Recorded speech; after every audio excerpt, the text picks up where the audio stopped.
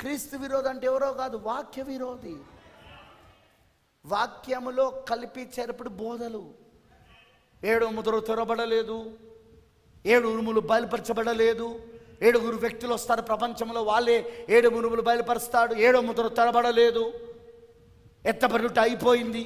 మనం ఇప్పుడు 1000 ఏళ్ల పరిపాలన ఉన్నాం. వీళ్ళందరూ ఎవరు? క్రీస్తు విరోధులు. ఎవరెవరు? క్రీస్తు విరోధులు. 7 ముద్రలు మనకు అక్కర్లేదు, ఆ మర్మములు మర్మరాలు మనకు అక్కర్లేదు. ఎవడు వీడు? క్రీస్తు విరోధి. ఎవడు మాట్లాడుతున్నాడు? క్రీస్తు విరోధి. అవునంటారా? Because 7th angel's ministry is the mystery, revealing the mysteries. 7వ దూత యొక్క పరిచర్యనే మర్మములను బయలుపరచుట. ఇప్పుడు మర్మములు అక్కర్లేదు, మర్మరాలతో పోలుస్తున్నాడంటే మర్మములను మర్మరాలతో పోలుస్తున్నాడంటే వీడు క్రీస్తు విరోధి. ఓయ్ నేనంటలేను, ప్రాక్త అంటాడు. ఎందుకంటే చాలామందికి ఇప్పటికే నా మీద కోపం ఉంది. నేను వాక్యాన్ని ఉన్ననుడిగా బోధిస్తా అంటే, మళ్ళీ ఇంకా ఇది ఖచ్చితంగా చూపిస్తా అంటే ఇంకా కోపం వస్తుంది వాళ్ళకు. అందుకే కదా ఆహాబు ఎప్పుడు కూడా తనను గురించి లేఖనంలో చూసుకోవడానికి ఇష్టపడలేదు. ఎందుకంటే తనను గురించి లేఖనంలో చూసుకుంటే వాడు శాపగ్రస్తుడుగానే కనబడుతున్నాడు. అందుకే లేఖనాలు వినడానికి ఇష్టం లేదు, కానీ ప్రవచనాలు వినడానికి ఇష్టం ఉన్నది. ఏంటా ప్రవచనాలు? దేవుడు నీకు తోడై ఉన్నాడు రాజా, నువ్వు చిరంజీవును కాక, దేవుడు నీకు తోడై ఉన్నాడు. ఇదిగో యెహోవా ఇలాగూ సెలవిస్తున్నాడు, పరిశుద్ధాత్మ నాతో చెప్పాడు, ఈ 2 ఇనుప కొమ్ములను చేయించుకొని తీసుకొని వెళ్ళు, ఇది నేను సూచనగా నేను అతనికి ఇస్తున్నాను, దీనితో సిరిలను పొడిచి చంపుతాడని. అవునా? సిద్కియా చెప్పాడా ఆ మాట? యెహోవా ఇలాగూ సెలవిస్తున్నాడు అన్నాడా లేదా? కానీ లేఖనం దగ్గరికి వస్తే, ఆహాబును గురించి లేఖనం దగ్గరికి వస్తే, ఆల్రెడీ కుక్కలు నీ రక్తము నాకుతాయి అని శపించబడి ఉన్నాడు, దేవుని చేత శపించబడి ఉన్నాడు. అందుకే వీళ్ళకు ప్రవచనాలు ఇష్టం కానీ వాక్యం ఇష్టం ఉండదు వీళ్ళకు వాక్యం దగ్గరకు వచ్చినప్పుడు వీళ్ళ విషయం ఏంటో బయటపడిపోతుంది. బ్రదర్, నా విరోధి ఎవరో తెలుసా? వాక్య విరోధి. నీ విరోధి ఎవరు? అసలు వధువు విరోధి ఎవరు? అంతేగా, మనం దానికోసమేగా పోరాడడానికి వెళ్తా ఉన్నది. యుద్ధానికి క్రీస్తు మనల్ని దేనికోసం సమకూరుస్తున్నాడు? అక్కడ పోయి విందు చేసుకుందాం, అక్కడ పోయి డ్యాన్సులు ఆడదామనా? యుద్ధంలో విందులు, డ్యాన్సులు, నాట్యాలు, ఆహ్లాదకరమైన వాతావరణం ఉంటుందా? ఘోరమైన భయంకరమైన సమయం కాదు ఉండును అన్నాడా లేదా? దానికోసమే నా దేవుడు మనల్ని సమకూరుస్తున్నది. ఇంతకు మనం ఎవరితో యుద్ధం చేయడానికి వెళ్తాం? క్రీస్తు విరోధి. క్రీస్తు విరోధి ఎవరు? వాక్య విరోధి. మరి ఇప్పుడు మనకు వాక్య విరోధిగా ఉన్నవాడు మనం శత్రువా, లేకపోతే వాడు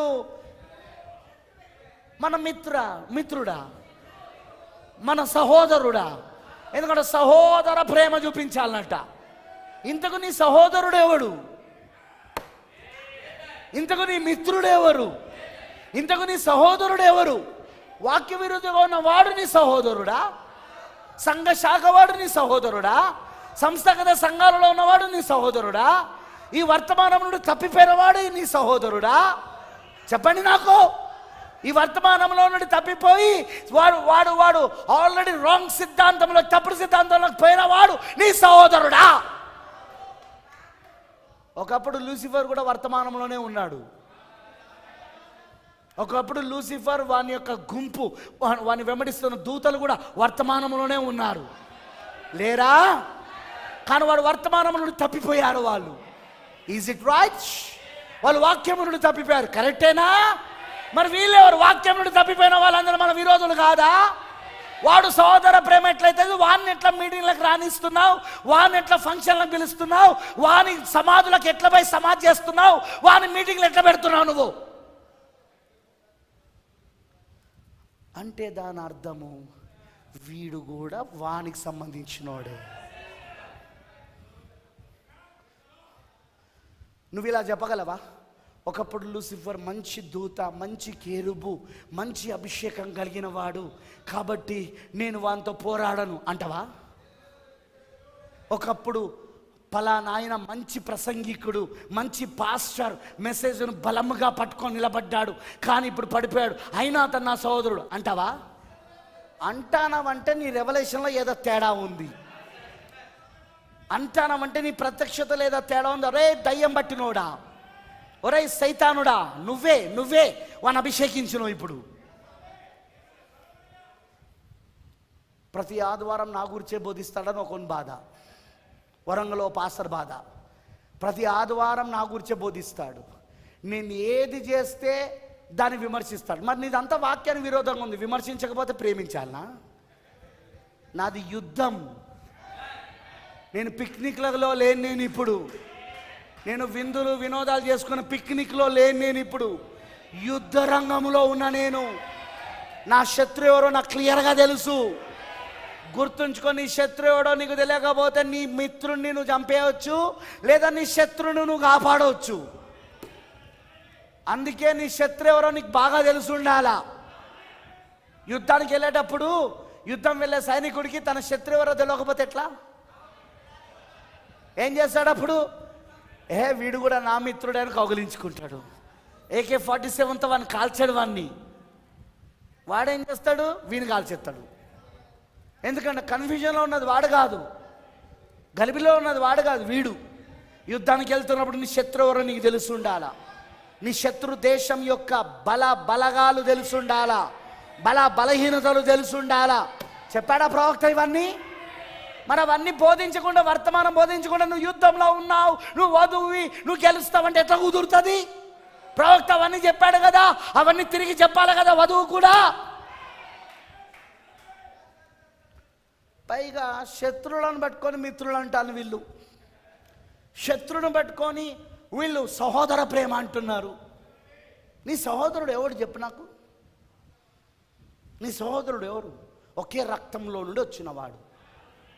క్రీస్తు విరోధి క్రీస్తు రక్తంలో నుండి వచ్చాడా?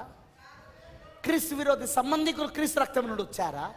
ఇప్పుడే చదివినాం కదా సంఘ శాఖల దగ్గర క్రీస్తు రక్తం లేదని, ఇందాకనే చదివినాం కదా వాళ్ళు క్రీస్తు రక్తంలో లేనివారని. వాక్యం ఒక క్రీస్తు రక్తం వాళ్ళ దగ్గర లేదని చెప్పాడా లేదా? మరి వాళ్ళు నీ సహోదరుడు ఎట్లా అవుతాడు? ఒకే రక్తముతో పంచుకొని పుట్టిన వాడిని సహోదరుడు అంటాడు.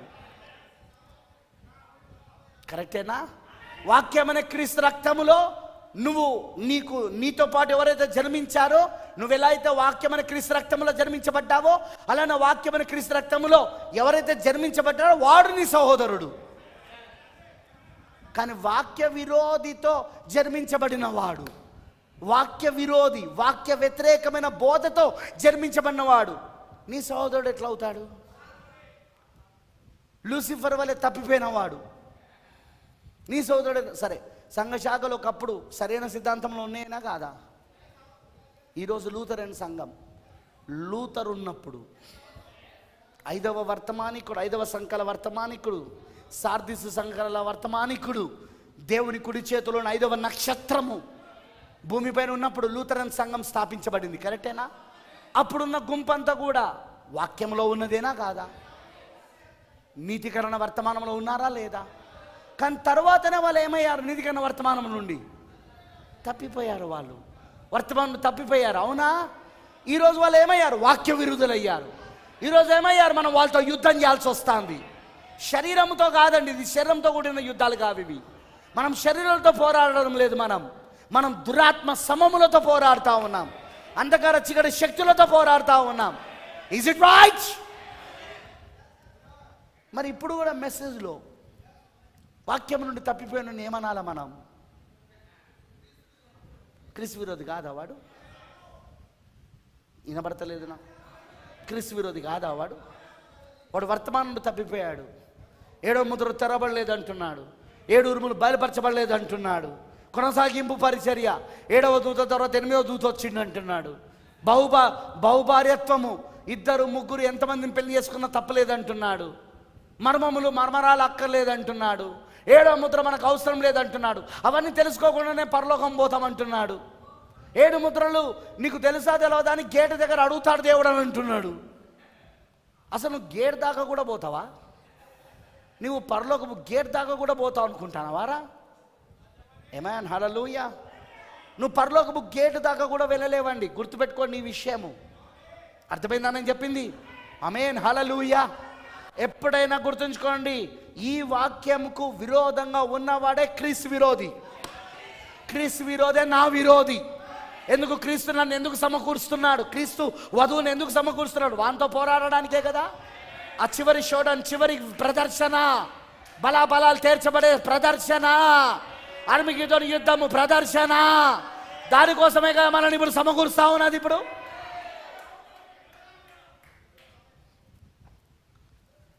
బ్రదర్, నీ విరోధి ఎవరు? నీ శత్రువు ఎవరు? వాక్యానికి వ్యతిరేకంగా ఉన్నవాడు నా శత్రువు. వాక్యానికి విరోధిగా ఉన్నవాడు దేవుని విరోధి, క్రీస్తు విరోధి. క్రీస్తుకి ఎవరైతే విరోధో నాకు కూడా వాడు విరోధే. సింపుల్. క్రీస్తుని దాటుకొని చూపించే ప్రేమను చూపించకరోయి. ఎందుకంటే క్రీస్తే ప్రేమై ఉన్నాడు. యోహాను పత్రికలో ఏమని రాయబడింది? క్రీస్తు ఏమై ఉన్నాడట? దేవుడు ఏమై ఉన్నాడు? ప్రేమై ఉన్నాడు. దేవుడు ప్రేమ స్వరూపై ఉన్నాడు. ఆయనకు మించిన ప్రేమ ఈ ప్రేమ ఏది లేదు. ఇక మిగతా ప్రేమలన్నీ కూడా ఏరోస్ ప్రేమలు, ఫిలియో ప్రేమలు. ఆయన్ని మాత్రమే స్వచ్ఛమైన కల్తీ లేని దేవుని ప్రేమ అది. మొదటి కొరింథీయులు 13వ అధ్యాయంలో ఉన్న ప్రేమ అది. అర్థమైందని చెప్పింది. ఆయన కంటే ఎక్కువగా నువ్వు ఎవరిని ప్రేమించలేవోయి. వీళ్ళు మనోళ్ళు అవసరమైతే క్రీస్తుకే నేర్పిస్తారు. ప్రభువా, నువ్వు అసలు శత్రువు అంటే ఎవరో నువ్వు అర్థం చేసుకోవట్లేదు ప్రభా. శత్రువు అంటే మేము చెప్తాం ప్రభువా. వీళ్ళందరూ మన సహోదరులు. ఇగో ఈ లూసిఫర్ కూడా మన సహోదరుడే. వాళ్ళని మనం ప్రేమించాలా ప్రభువా అంటారు వీళ్ళు. ఎస్, నిజం నేను చెప్పేది. అందులో ఏమాత్రం సందేహం లేదు. నేను చెప్తున్న దాంట్లో 100% ట్రూత్.